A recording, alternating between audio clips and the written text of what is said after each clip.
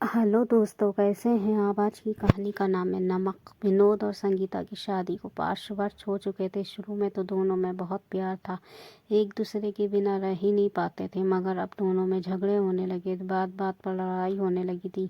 दूरियां बढ़ रही थी। लड़ाई होते ही संगीता मायके चली जाती थी, फिर कई दिनों तक वापस नहीं आती थी।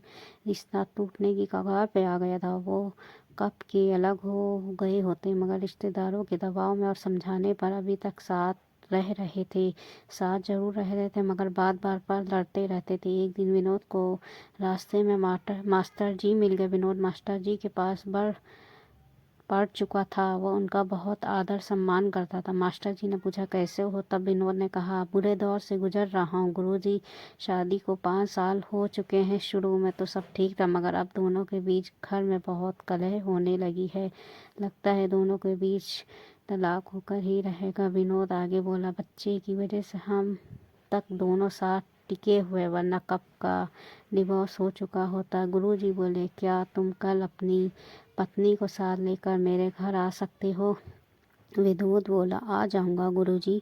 गुरुजी बोले, कल जरूर आना, मैं तुम दोनों को कुछ समझाना चाहता हूँ। अगले दिन संगीता और विनोद दोनों गुरुजी के घर पहुँच गए। गुरुजी ने उनको आदर के साथ बैठाया।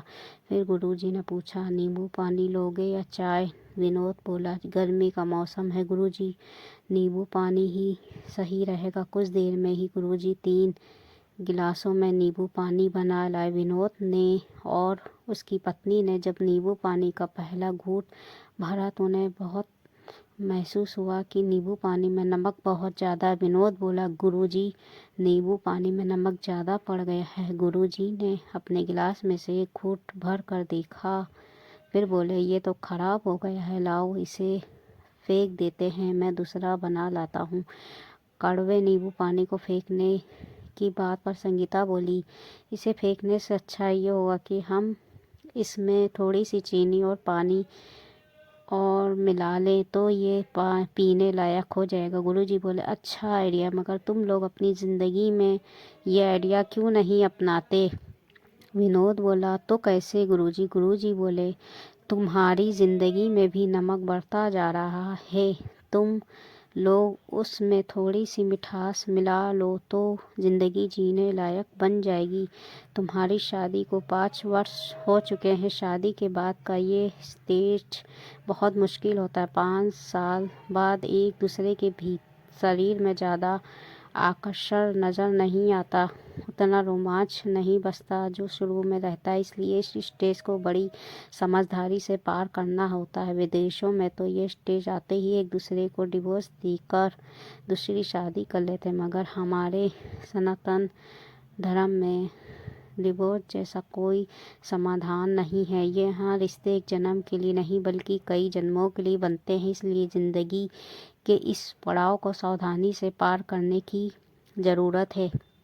तुम लोगों ने देखा, नींबू पानी में नमक और चीनी दोनों डाले थे ताकि स्वाद बना रहे, मगर नमक ज़्यादा पड़ते ही नींबू पानी बेस्वाद हो गया। अगर हम इसमें चीनी ज़्यादा डाल देते तब भी पीने में मज़ा नहीं आता। इसलिए नमक और चीनी का बैलेंस ज़रूरी है। तुम लोग बैलेंस बना कर नहीं चल पा रहे हो। इस समय तुम दोनों को एक दूसरे की कमियां ही दिख रही हैं, इसलिए तुम कड़वी बातें ही ज़्यादा करते हो।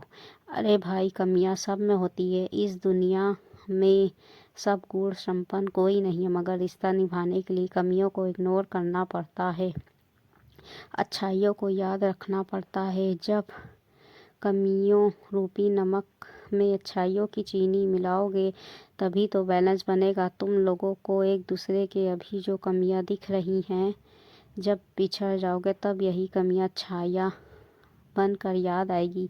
मुझे ही देख लो, 10 साल हो गए उसे गुजरे हुए, अब भी रह रह कर याद आती है। इसका लड़ना भी बहुत मिस करता हूँ। जानबूझकर गिला तौलिया बेड पर डाल देता हूँ, फिर उसकी झिड़कियाँ याद करता हूँ और रो देता हूँ। बेटे बहू दूसरे शहर में रहते हैं, मेरा बहुत ख्याल रखते हैं। कहते हैं, पापा अकेले मत रहो, यहाँ आकर हमारे पास रहो। कुछ दिन उनके पास जाता हूँ, मगर ये घर फिर से मुझे बुलाने लगता है, क्योंकि इस घर में उसकी यादें बसी हैं, कैसे छोड़ दूँ। संगीता और विनोद भरी आंखों से गुरुजी की ओर ताकने लगे। गुरुजी बोले जा रहे थे, वो भी मुझसे बहुत लड़ती थी। आज उसकी लड़ाइयाँ और नखरे सब जब याद करता हूँ तो रो देता हूँ। खुद ही फर्श पर पोछा लगाता हूँ, फिर उस गीले फर्श पर पैरों के निशान छाप देता हूँ, फिर उसकी नकल करके कहता हूँ, मास्टर जी फिर से पोछा लगाएं, फर्श का सत्यानाश कर दिया आपने। अरे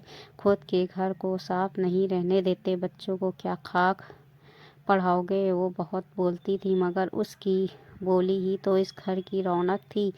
उसको पायलों की छम छम इस घर की नकारात्मक ऊर्जा को ख़त्म करने वाली ध्वनि थी। कहते कहते गुरुजी खड़े हो गए, बोले तुम लोग जाओ, मैं जाकर देखता हूँ उसके कूलर में पानी तो ख़त्म नहीं हो गया। दोपहर में वो सो रही होगी, गर्मी से उसे बहुत नफरत है। कहते हुए गुरुजी भीतर चले गए। अकेले रहते हुए गुरुजी में न जाने यादों की कैसी दुनिया बना रखी थी। विनोद और संगीता भी चुपके चुपके गुरुजी के पीछे चलने लगे। गुरुजी भीतर के कमरे में चले गए थे। वो दोनों खिड़की से देखने लगे कि गुरुजी ने कमरे में कूलर चला रखा था और बेड पर पत्नी की तस्वीर को सुला रखा था।